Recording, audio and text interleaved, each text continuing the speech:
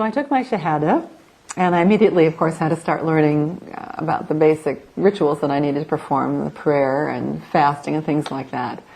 But honestly, I was still living in New York City, and my feeling at the time was I wanted to go to the top of the Empire State Building and just shout out to the world, go and read the Quran. You know, if you just know, you'll become Muslim.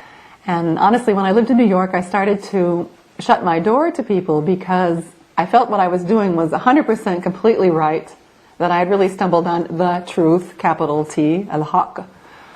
And, but I wasn't in a position where I could argue with people, debate with people, speak in a rational way about it. I didn't have the Quran at my disposal to be able to quote the Quran or quote hadith. But I knew what I'd read was so right and made so much sense that it had to be the real truth of the world. Also, when I became a Muslim, suddenly that, for me, was the end of my career. I couldn't see how a Muslim woman could stand on a stage, dressed in beautiful garments and makeup, and singing in front of a mixed group of people.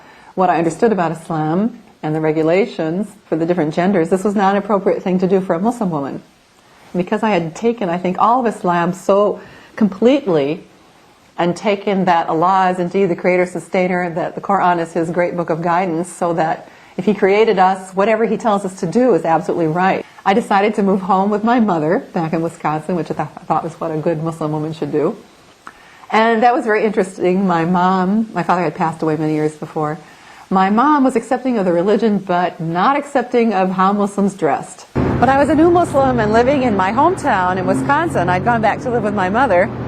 I wanted to wear hijab very badly, and again, wanting to be a full representative of Islam, looking like a Muslim woman.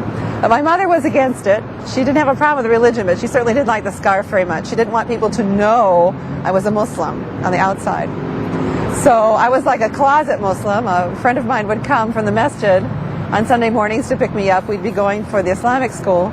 And she'd pull up and I'd get in the car. And as soon as we got around the corner from the house, I'd put my scarf on.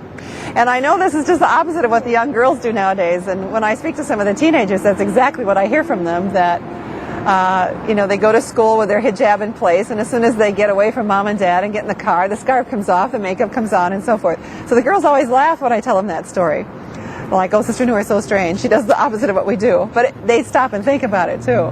Alhamdulillah. Eventually, I moved out of my mother's house because it became such an issue. I was struggling with, I really need to wear hijab. I believe Allah wants me to wear hijab, but my mother's really opposed to it. Allah is asking for something, but He's always also saying, be good to your mother and be kind to your mother and respectful of your mother. And I was sort of caught in that in-between of, is that respecting my mother's wishes not to put on the Quran, or not to put on the Quran, the hijab? Or is that such a strong edict from Allah that I should wear the hijab, that stands higher than respecting my mother's wishes? After I had moved out of my mother's house, I eventually put the scarf on one day, and I'd had it on. I'm sitting with Sister Terry Aziz, who, interestingly enough, is from the same community. She was practicing as a Muslim in my hometown in Appleton, Wisconsin.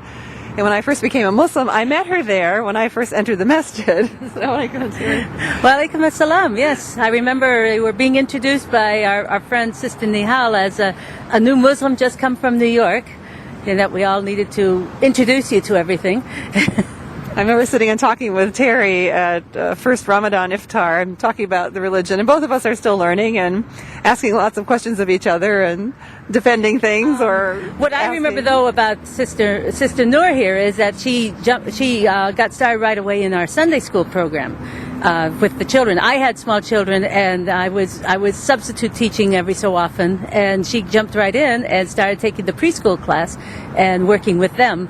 And she eventually started creating her music, her songs that she created.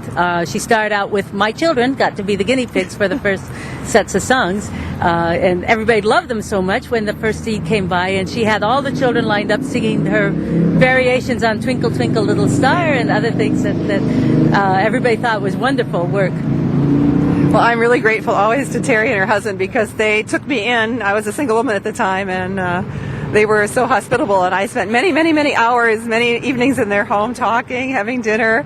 Her husband trying to marry me off to various brothers, which didn't work through that channel.